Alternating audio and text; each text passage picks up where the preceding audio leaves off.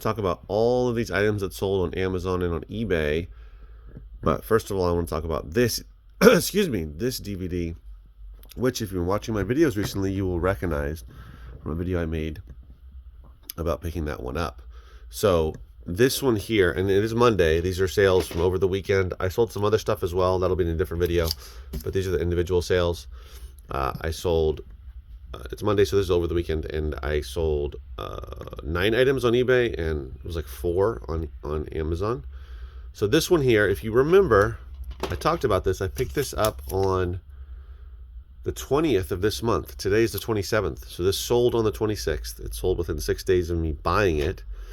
I listed it probably a couple days after I bought it, so it only took a couple days to sell. This is from a thrift store, and this cost, excuse me, I believe it cost $2. It was either $1 or $2. I believe it was $2. So this was, lined up with a bunch of other DVDs, a couple hundred DVDs, and all I saw was this spine. And I immediately wanted to pull it out because I saw The Night Stalker and The Night Strangler. And I saw this photo here because it looked like it was an older movie, which turns out to be. So when you're looking at lots and lots of media, whether it's books, whether it's DVDs, CDs, not as much, but mostly DVDs and books, you got to be able to pick them off the shelf without even seeing the covers, only seeing the spines. Like if you're going across all these books and you're saying, well, which one stands out? And I will say this though, the big difference between books and DVDs is there's a heck of a lot more books any day of the week that have been published than there are DVDs. So how long have DVDs even existed? How long have prepackaged movies existed? You got to go back, VHS tapes before DVDs. But DVDs haven't been around that long, whereas of course books have been around hundreds of years. I mean, what I'm saying is even a couple hundred years, bound books like this that,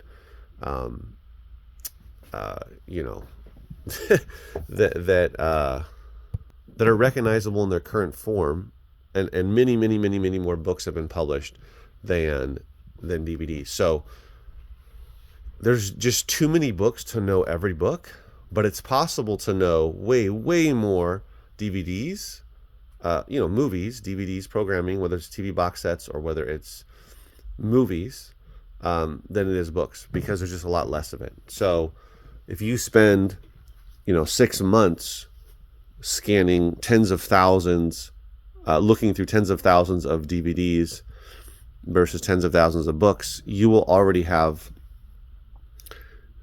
a much better idea of which DVDs are worth money than what you'll have a great idea about books as well, but you'll come across lots of books you've never seen before, and even DVDs like this one I've never seen before. But I knew, because based on my experience by looking at the spine, that it was potentially going to be worth money, and it turns out that it was. So I'm just making the point that DVDs are a lot easier to sort of quote unquote memorize or become able to pull out the ones that are worth money than books are. Although you can do it with books, it just takes a lot longer, and you're always going to find new books. There's just no way you can not, especially when you get into older books, vintage books, even just newer books. There's just a lot more of them, or ones that have been published in the last 50, 60 years. So that being said, this one, look out for it. I sold it. Remember, I bought it for $2, sold it for $39.99 plus shipping, was not even taking offers, and it sold that quickly. Why? Number one, because I liked the way it looked, and I'd never seen it before. And number two, when I looked it up based on the data. So number one, there was a good amount for sale, but like over 40, 35, 40, 45, something like that in that range that were currently for sale on eBay when I looked it up. However, the lowest price was $30. The lowest price. And then when I looked at how many have sold in the last 90 days, over 100 had sold. So it's 100% guaranteed that this will sell in 90 days. But based on it selling triple the amount that are currently available, it means that as they come up for sale, they just sell right away. So I knew this was going to sell. So basing it on, first of all, knowing which one to pull off. You don't want to scan every single DVD. Obviously, if you see Forrest Gump, or you see, what do you call it? Die Hard or Terminator, you're not going to scan those. But buried in there, you're going to find ones like this. So this was a TV These were 2 TV movies based on a TV show that came out in the 60s. But these apparently are harder to find. Not that hard, of course. There's a good amount available for sale, but there's a much higher demand for these. And the price is high. So this is a great sale. You can still find stuff like this all the time in thrift stores. And I'm sure you can find stuff like this at estate sales, at garage sales, at library book sales, where they often have DVDs and CDs as well, and sometimes other media. So that was a great sale on eBay. That's the kind of like the perfect item. High profit, quick sell-through rate. Like quick as in a couple days. If you only put those kind of items up for sale, you wouldn't really have anything in your store because you'd be selling stuff immediately, you know. Now, finding stuff like that consistently is the challenge. I don't care how much information you have in your head. It all depends on, it's source dependent. So if you have a source that for whatever reason has these kind of quality DVDs all the time, day after day, week after week, month after month, then you've really hit the jackpot, where you're finding stuff, or complete TV series, or only DVDs like this. Then, you know, you've hit it really well, and you don't even have to have other items like these that take longer to sell. So for instance, this one came from a Gaylord. The Gaylords that I got last year, at the end of last year, in September. And then it took me a while to get through them. There's 4 Gaylords, and I listed the last bunch of them months ago. And this one sold. It's called Staten Nation, The Great Cholesterol Cover-Up. A DVD sold for $19.99 plus shipping. So it took some time to sell, but it sold for a decent amount. And that came from a giant bulk buy, so I don't mind listing it and waiting for it a little bit. This one came from the same one. This is in Spanish, and this one sold for actually $9 plus shipping. This one's sealed, so that always helps it sell quicker. But this was a slower seller, but it came from the same Gaylord batch of Gaylords or pallets that this one came from. This one is a VHS tape. Fred Tuttle is the man with a plan. This was kind of a unique one I've never seen before, and I ended up selling it. I took an offer. So this is from a local buy of $15 back on September 30th of this year. Now, I don't specifically remember what else was in there, but I'm pretty sure there was a bunch of other VHS tapes, and there was probably other items as well, maybe DVDs or what do you call it? CDs. But this one sold. I took an offer for $10. Again, it's been up for a few months, so I don't mind. I had it listed for $21.99, and I don't mind getting $10 for it and moving it along. I've probably already made my money back on that local buy. I have to look at it in my spreadsheet, but sometimes you just take offers, you know. If you want to move stuff, if it's been up for a couple months, take a lower offer and get rid of it and still make a little bit of money, and take that money and buy more better quality items. So that's what's sold individually on eBay. These 2 sold on Amazon.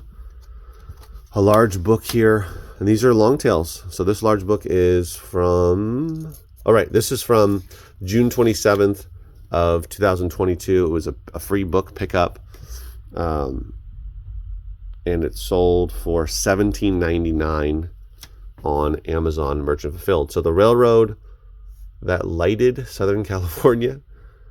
So this is a coffee table type of book. Hold on. So it's got lots of pictures and history of Southern California and trains and whatnot. So pretty cool little book, but it did take a while to sell on Amazon. I don't remember researching this and seeing if it was worth it to sell on eBay, but apparently I only listed it on Amazon, so that's fine. $17.99 is a decent sale, and it did take a little while, but that happens sometimes. You know, long tails do take a little bit of time. $17.99 is not a huge profit, but it's not bad.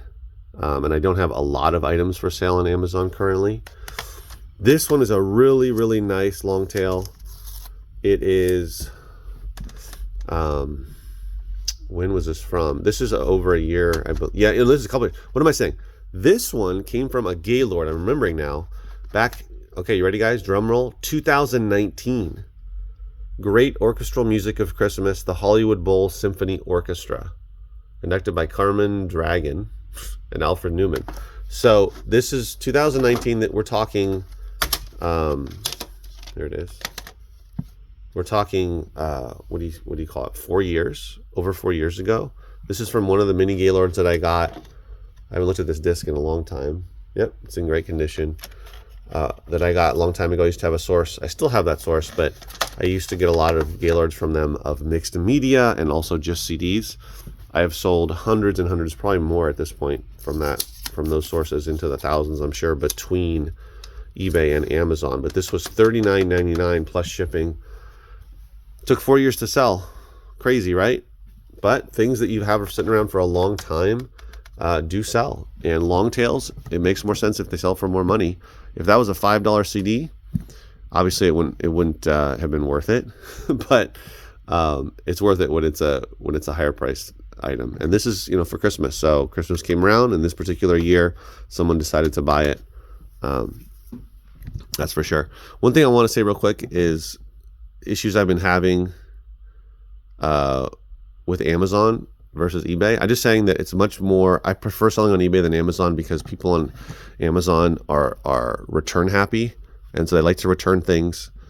And even if they've used it already, kind of a thing like, I got the book, I got the information I wanted, now I'm going to return it, because it's super easy to return things on Amazon. And you're kind of removed from your customers. Where on eBay, you're not really removed. It's your store, it's your thing, you're running it the way you want to run it. And so, that's the issue sometimes. It doesn't happen all the time on Amazon, but enough to where it's an annoyance. And recently I had someone trying to charge back an item. When I sent them the book they bought, they got the book they bought, it was delivered, and now they're trying to charge it back for no apparent reason. So I don't have those issues on eBay, though. Go figure. All right, guys, thanks for watching. See you in that video. Take care.